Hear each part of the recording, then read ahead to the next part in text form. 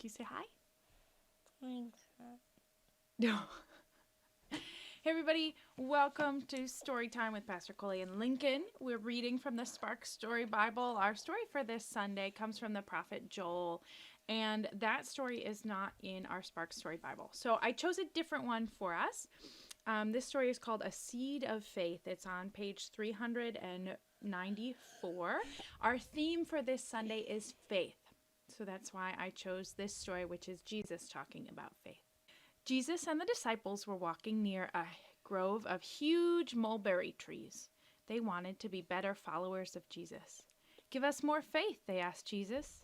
Jesus pointed to the largest tree in the grove and said, "Do you see that huge tree?" Then he pointed to a teeny dot on the ground. "Do you see this little mustard seed?" His friends crowded together to see the tiny seed. Jesus told them, "If you have faith the size of this tiny mustard seed, you could say to that huge mulberry tree, 'Move into the sea,' and it would."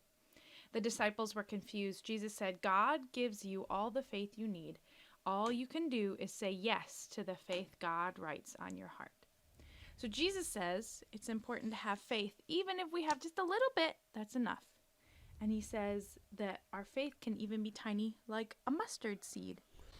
You know what mustard is, right? A food. Yeah, we eat it on our food, right? But do you know where mustard comes from? Way. Mustard that we eat on hot dogs comes from these tiny little seeds. This is a mustard seed. Teeny tiny little seeds. You see all these little mustard seeds? Let's grow them in the ground. Well, that's what Jesus is saying, that a mustard seed, it starts out teeny tiny, but it grows into a pretty big mustard bush. And our faith is like that too. Even if we have faith that feels little teeny tiny, it can actually grow bigger and do some pretty impressive things. So that's pretty cool.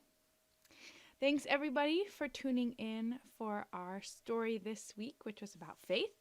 We will see you again next week with another story. Yes, we will. Goodbye. Goodbye. We've got